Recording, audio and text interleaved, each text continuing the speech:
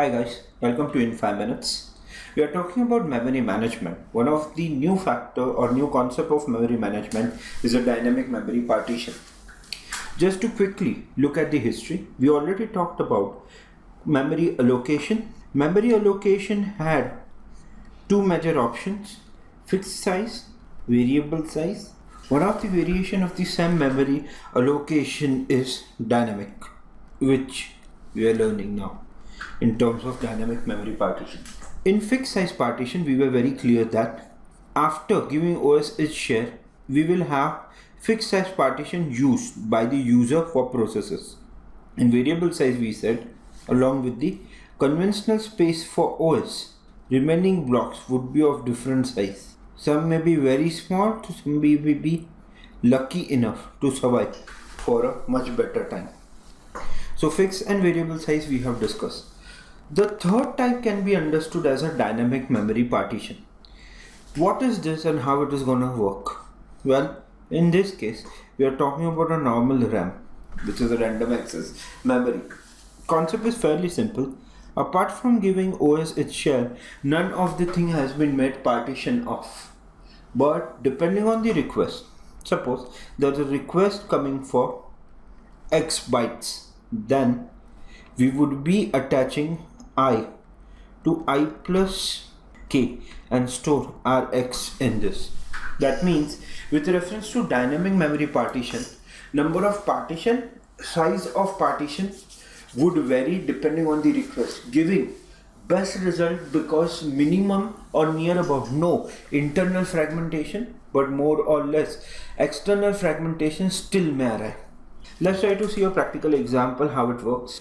Consider there are multiple jobs, job 1 to job 10, each one having certain memory requirement, and they arrive in a particular sequence.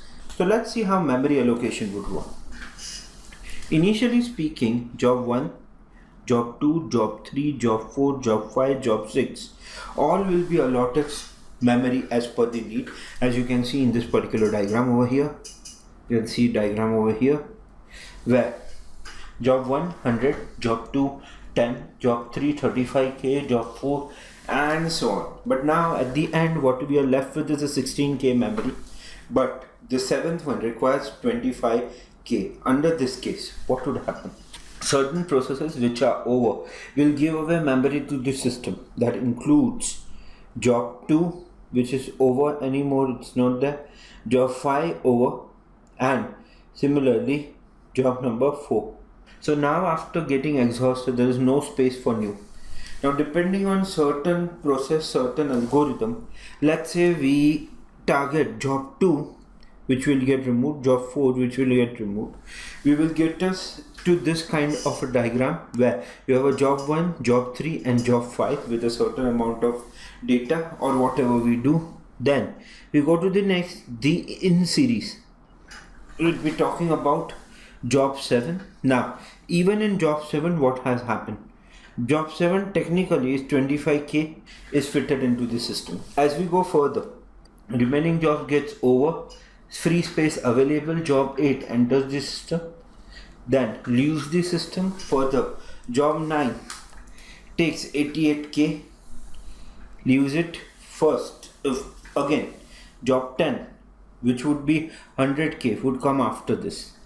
In current example, job 2 is taking most of the space, that is 88k will be removed or will get over, and then in available space we will be handling remaining part of the data, or rather remaining part of the request, any kind of request.